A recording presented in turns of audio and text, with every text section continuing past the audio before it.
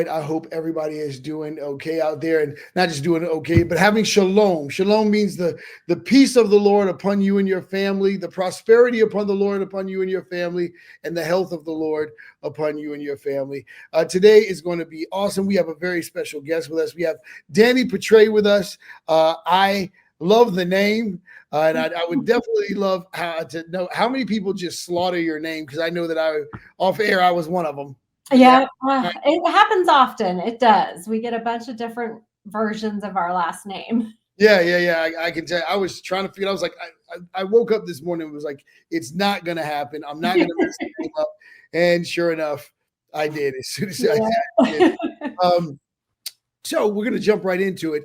The Word of God tells us that we, as the children of God, are supposed to take care of the widows and widowers, be a father to the fatherless, of course, taking care of the elderly, and absolutely have a heart for the Great Commission, fulfilling the Great Commission all around the world, and to visit the prisoners.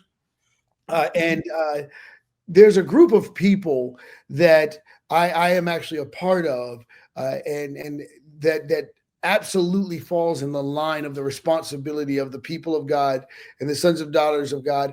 And just as important it is as the church in Israel reconcile, it is equally important that we who practice what Christ said, there's no greater love than a man that lays his life down for his friends. And I'm talking about veterans. I'm talking about people who have laid it all down. I don't think people even understand what 1 week in boot camp does to a person's brain. You're talking about completely being rewired, affected in every kind of way, broken down in every kind of way, to be built up to be a soldier, not a citizen. Yes. So when they get released back into citizenship, you're talking about really confused. It's a really difficult time. A lot of people don't survive the transition, coming from war, coming from training, coming from like just the effect that it has on your mental health and your being. And Dani has something very special to share with us. So I'd love for everyone to just hear what you do, what your ministry is, and why you have such a heart for veterans. Sure, absolutely. Well, I come from a 6th-generation military family. My husband was also military, Navy for years, and I'm a veteran spouse. And I write suspense books, but I tend to gravitate towards military in my books. My current book features a veteran who has a very close friend who committed veteran suicide. And I don't know if people are aware, but they say 22 veterans commit suicide every day, and it breaks my heart. So I've tried to bring awareness to that through my stories, trying to work with 988 for suicide hotline for veterans. And you're right, when veterans come out, it's a huge adjustment, and many don't make that adjustment well. And, I'm hoping to raise awareness for veterans to have the help they need, the transition they need, the ministries that can minister to them. And we'll be doing a special with my book over Memorial Day weekend, sharing half of the profits I make. That's going to go to a veteran ministry. And so I've been partnering with some different people and going to be putting a resource tab up on my website with lots of veteran resources for people, and just having a heart for them. And I'm a member of Daughters of the American Revolution. And through that, there's also a ministry to veterans that I'm going to be heading on that as well. And, sending stuff to veteran spouses, sending stuff to veterans, and kind of coordinating with DAR for that. Yeah, it's interesting how veterans will go through the extreme sacrifices that they go through, and then when they were in the military, and then when they get out, it's often forgotten. You're genuinely not appreciated. We're here in Virginia, and we're in the world's largest military base right here in Virginia, and often you ask people, hey, do you guys do military discounts? And they go, no, we don't. You know what I mean? And so there's this place where patriotism and a lot has been kind of lost over the last several years. However, I do believe that this is why it's important for the people of God to Yeah. lead the way, because otherwise people are just going to wander off. They're like the principles that wander off. Yes. But what when what is it? I know that we've just recently started scratching the surface on mental illness and things Yes. like that. But I just can't escape the power of community. Why is it that you think that a lot of veterans have a hard time finding the communities that are Mhm. available to them? Yeah, I think they feel pretty isolated, to be honest. And I think that they're the ministries for veterans, a lot of them are unknown. I feel like a lot of them are newer and they're not finding that community. And the ones that do, I think, do much better, especially if they're a Christian ministry for veterans and they find that community in the Lord, which is a huge part of it. But a lot of the ministries that are forming are not, known as well right now. And I think that they get very isolated and that adjustment is very hard. And I think finding other veterans within the church, I think can be a huge part of community for them. Right, right. Now, do you think that when I look at the relationship between the church and the military, do Mhm. you think where do you think we are as far as reaching them while they're in the military? Yeah, that's a great question. I think there are some programs that reach them, but I think there's a lot that don't, that there's not as many as there could be, or, I would hope that there could be, to Mhm. reach veterans and to reach veteran spouses and active duty spouses. I think, in the home, in the military home, and for military spouses, especially when their husbands are deployed, I feel like that's a place that the church can love on the military. And ministries for the spouse and family as well. Yeah, yeah, and like the concept, the idea that I mean, that they don't need help is, maybe they don't ask for help, but you've Yeah. kind of got to get it. Like I'm those guys, so Yes, getting a absolutely. military guy that's You help do. is it's yeah, and Absolutely. and what do you think where do you think the disconnect is on the importance of supporting veterans, that they're not just someone that had a regular job? Where do you think society's disconnecting from understanding that? Right. Honestly, I'm not sure why there's a disconnect. You definitely see it. I mean, it can be as small as, this will sound kind of silly, but on airlines, they'll say active duty military can board, but they never say veterans. You know what I mean? And so I feel like a lot of people view veterans like it was a job and they're done now and they're supposed to just transfer back into society like it's, they did a regular job, and they're soldiers. It's very different. They're defending their country and we should honor them and respect them and thank them for their sacrifice. And I feel that that disconnect is just there. People don't view it as a sacrifice. They don't stop and think about why we have our freedom, and giving that honor and respect to our soldiers, while they're in the military and also as veterans, I feel is very, very important. And that disconnect is just happening. What's interesting is that this is not a new issue. We've been dealing with this since, Vietnam, when they were coming on getting spit on. Like Yes. this is I have to use the word. It seems almost demonic in a sense. Yeah. You know what Yeah. I mean? That to make these men and women who fight for our nation feel the most unappreciated in our nation. Uh, it is a very strange thing for me to witness. Even when I heard some of those stories, and you're sixth generation Yes. uh, from a veteran family, Yes. and so what is that like exactly coming from the military family? Do you have the typical story of having to move everywhere, and what was that really like? Yeah, absolutely. So, it was not, for me personally, we didn't move that long. My husband was only in a few years while we were married. And so I've been a veteran spouse longer than I was active duty spouse.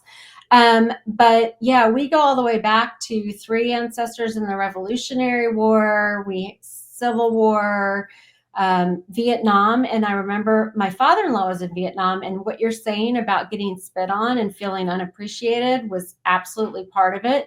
But I think being raised with patriotic roots and understanding the service and sacrifice that military make, and even something as simple as moving around a lot, that is a big sacrifice when you're moving from base to base and having to find new community and kind of get ingrained in where you're at, but then having to move again. And a lot of people don't think about that either. And I think, honestly, if you go to the schools, a lot of kids are not exposed to what our soldiers do for us and the freedoms they give us and the patriotism and that respect. And I think it goes all the way down to elementary school, having to explain to my grandkids things that they're not learning in school about our active duty and our veterans. So I feel like there's part of that disconnect as well. I also think that one of the challenge is the knowledge that of how the world really works that they have to suffer with. So it becomes a burden when the culture you come from. Most Americans don't move within a 12-mile radius of where they come from. You know what I mean? So their worldview is off, and a lot of times veterans are treated like they're over the top or too much, or we're constantly dismissed, but it's because of the worldview that we have. When we've seen things, we've seen how things operate, even down to the government, and how the government really operates. So we'll be the ones that get treated like we're being paranoid, but really we're prepared. Exactly. We can recognize things that other people can't recognize. And then I think about there's this movie called Terminator. Terminator 2, where the mom, when the second one, she was way more prepared. The mom was Sarah Connor was way more prepared, and she was trying to raise her son, and she ends up in a psych ward. She was trying to raise her son for this thing that she knew was absolutely coming from an experience she absolutely had. And when you start seeing America kind of unraveling the way it is right now, there's so many trigger points for vets. Yes, absolutely true. I mean, even with my husband, I see that being prepared, always being prepared for things. And, some people might say at different times, veterans are paranoid, but they're really doing what they need to do to be prepared and how they were trained and to protect and serve. Yeah, I was infantry, so I've always been. Yeah. So I'm always like, and here's the thing is that when you treat us like we're just being ridiculous, most people, most veterans don't even have the ability to articulate how much it hurts, especially when we've seen other nations being taken over by the same naivety that everything's going to be fine. It won't happen here. And if people understood how much these other forces out here want America to fall. Yes, absolutely. And so from sun up to sundown, our mindsets are thinking about that. And first, I do have to say this too. Thank you so much for doing this. As a veteran, thank you so much for being in on the fight and helping us. Thank you. It means so much to know that, it's more than just having a day where we have a barbecue and right. No, it's true. It's absolutely true. It should be a daily thing. And what I was saying is that I think about even what the children go through, where they come from a household where the father's intense, telling them things. In a lot of cases, they're not allowed to just be kids. Right. Yes, that's true. That's a really good point. What do you say to that? Because kids are always interpreting things. What are some things that maybe even in the school system that we could do to help honor the children of veterans? Oh, that is a great question. I think recognizing, maybe having some curriculum to some extent, or, really appreciating what military kids go through and how they're raised. And I actually just met another military spouse, and she, Sarah Dorn, and she writes books for children about the military and military kids and what it's like dealing with them. And I think even something as simple as introducing books to kids in schools, reading them out loud, letting them know what military kids go through and the adjustments they have to make and the moves they make, and honoring that as well. It's the whole family. It's not just the veteran. Yeah. Do you think, now tell us a little bit about a book without giving it away, of course. Sure. But what is the I guess the sole focus of the book? Sure. So it is a suspense book, and the main focus of it is a missing woman and a tracker trying to find her, with other people hunting her down. But the deeper issues within the book deal with the veteran suicide and also with depression, and watching God work through those things, watching God help through the depression and giving hope to veterans and giving hope to anybody that struggles with depression. So I try to touch on deeper issues. Well, first of all, I love the fact that you chose to go through storytelling to send this message. We have created an entertainment culture that, you know what I mean? And so for the readers out there, I think that's an amazing way to do it, to get a point. I've watched racists, become non-racist because they watch Forrest Gump. Yes. You know what I mean? True. It's powerful. Very powerful thing.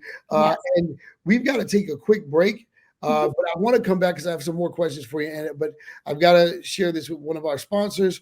And the timing couldn't be more perfect. I mean, this is just amazing that it correlates so much. So this is one of our sponsors for Real Life with Duke White. And the consistency is just amazing. There's an organization that supports us and that we support them called Life Camp USA. Here we go.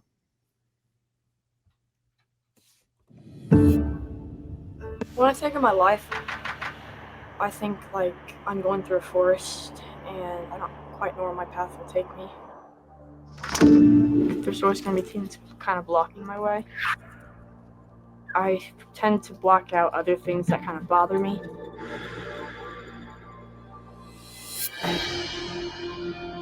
What happened to my dad was when I was 5, he passed away. That was hard for me, but I didn't quite understand it when I was little.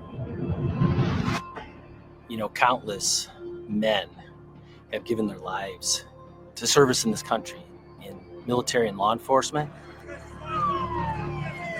And the aftermath of this is that young men are left without fathers to lead them in the path forward.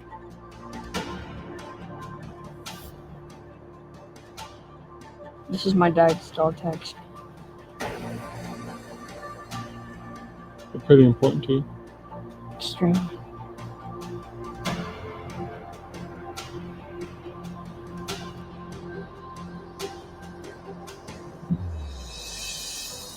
But for many of these boys, that person, their father, is gone. Their dads, they gave their lives really in service to the country. Whatever we can do to help fill a little of that gap is what we want to do for these boys. This camp, started by the Hunt for Life Foundation, is a camp we've built for boys that lost their fathers either from military service or law enforcement, whether it was killed in action or through PTSD or suicide as a result of their service. These dads have died. It's a free of charge opportunity, all expense paid trip to the wilderness somewhere. And we're thankful to our generous donors to be able to make that a possibility. Our mission is, we want to show them what it looks like to be a real man, not only physically, but deep down spiritually. That Bible that you guys have is what's going to take you through life. Teaching them principles of integrity, resilience, how to serve instead of being served.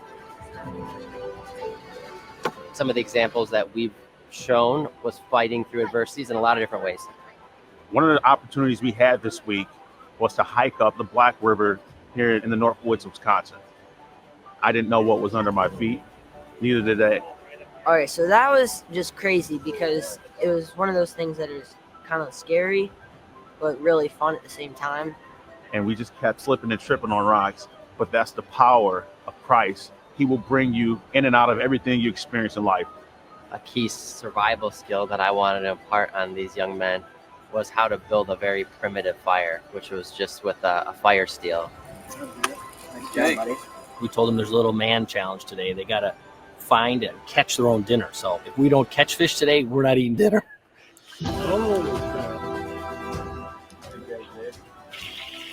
I think what this week has shown them, we need to find purpose and fulfillment in God first, because he's going to guide us. We got men from 30 to 60 that are mentors for these boys this week. It's valuable to have life experiences under your belt so these men can speak into these boys' lives with truth. We would think at times that we're not being watched, right? But God's always watching. There's no better way to have men who have been through it and have seen the effects of hard work, dedication, integrity, resilience, and just having that muscle to be able to say that I'm going to see it through. Coming to the camp and meeting people like the mentors, I do think it could guide me to a path that could help me see my life a little clearer, because they've been really helpful with talking about loss and how it feels to not have a dad around.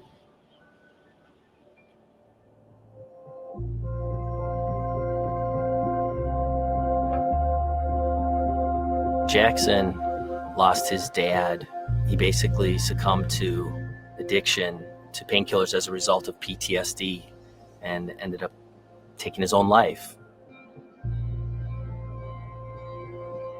My dad was killed in action in Afghanistan in 2019. Garrett is another one of our campers this week. Special kid. And Garrett and his mom were there when the knock on the door came. And so I know it's been really tough for them. It's only been a couple years. What do you miss most about your dad? Everything.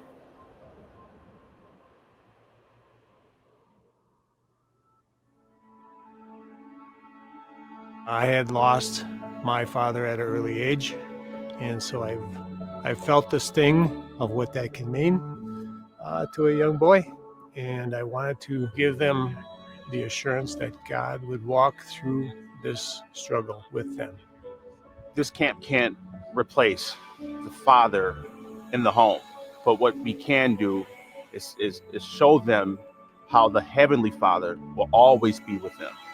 In those times where you're having trouble, go to God. Remember, he's with you. He's overcome the world. We would love to grow this thing. We'd love to have camps all around the country for these boys if we can. And when you think of who we're giving towards, we're giving to families that have made the ultimate sacrifice. There's a lot of choices in life these kids are having to make, and they need men to show up in their lives and show them and teach them how to become young men. Thank you so much for giving me the opportunity to come to Wisconsin and the amazing experience that I'll never forget. I think I'll probably remember the bonds that I created with people that have been through the same kind of things as me. I don't think I'll ever forget this week. This is probably one of the best times of my life. It's been awesome here. It's perfect.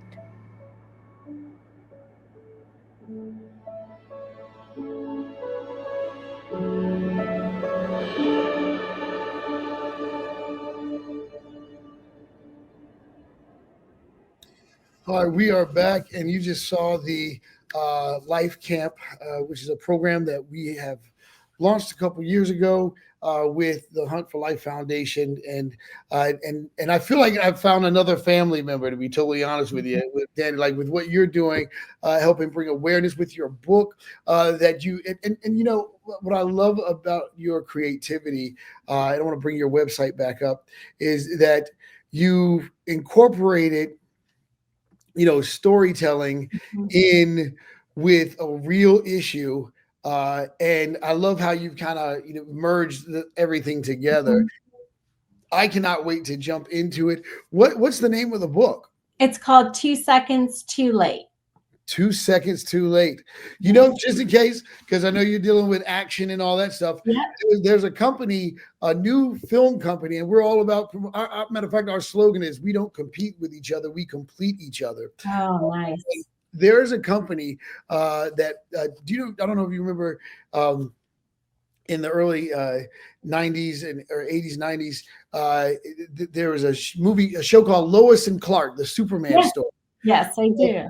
Dean Cain is one of the creators of JC Films. Oh, wow. What their entire company does is turns books into movies. Oh, wow. That's amazing. So I like, for some reason, I could totally see your book, turning into a movie. I would like to ask you this, when it comes to the seeing where the future of the country is and kind of what we kind of come out with, do you have any concerns about the future of our relationship with veterans? I do. I really do. I feel like you mentioned Vietnam in particular, and I feel like, there was more time of patriotism in our country following that, but I feel we're heading back that way. I really, and honestly, just watching that, your sponsor, I started to tear up. I mean, I feel like there's so much going on and people are just not aware of our veterans and our active duty and what they're going through. And with so much going on in the world and where our military is stationed, and I can see a battle coming, a stronger battle coming. And I feel like trying to raise boys like that, who have lost their dad, and working with the families and building up the whole community, I think is really the key issue, is that community and the community of Christ reaching out to our veterans and supporting our military. Well, I do want to let you know this, that we're a new company. We're only about a year old, GoodVue Network. And we are actually, we have 60 more channels to build. And we actually are launching a veteran channel for a 24-hour veteran channel that discusses benefits, counseling, testimonies, places where people can continue to serve, because that's where a lot of times the hurt comes from, is that we feel like, where do we start now? So we are launching that, and I would love for you to be a part of that development of that. Amazing. I think that your heart to carry on after 6 generations, that's the exact type of person that we want being involved in the development of the network itself. Wow. I'd be honored. Yeah, because I know that if, like I said, if there's you, there's got to be others, and we just got to find each other. Yes, that's what it's really about. Let me ask you this: is there, just in case I don't know about the audio, like how far does your book go? Is it ready for audio for those people who are not readers? Yes, it's on Audible. It's on audiobook, and then paperback, ebook, every format. Yeah. Isn't it crazy that that's now a thing? Yeah. So yeah, but I'm glad you're ready for those, because there's some people that go, oh, I'd love to support, but I'm not a reader. Well, you can listen to it, folks. Make sure you support and get this book. And so this is your website here. Great job on the website, by the way. Thank you. Yeah, the creators, I think, did an amazing job. And you have a lot of things going on. You have like several different books. I mean, this is not your first rodeo. Nope. I'm on the one that just came out. It's number 14. Wow. 14 books. Yes. Yeah. That is amazing. And this is the book right here, correct? Yes. Uh-huh. Oh, wow. Let me see. Make sure I pull this up. Oh man, this is too cool. I'm really excited for you. So everybody, this is where you can go and pre-order and get support right here. Like, it's such a wonderful ministry. What else do you want people to know? We're about out of time, but what else do you want people to know? I think try to find in your area ways you can volunteer to help with military spouses, current active duty spouses, ways to bring knowledge into the schools about patriotism and those who serve, and ways to build community for our veterans. I feel like, they've served us, we can serve them. And there are ways to reach out, even through volunteering. That might be a really great way to support our military. I definitely want to stay in contact with you Yes. because I think this is a great resource for you. And any type of advertising or anything that we can do to support you, please let us know because we want to be a big part of your success story. So we're out of time, guys. We'll see you next week. Love you.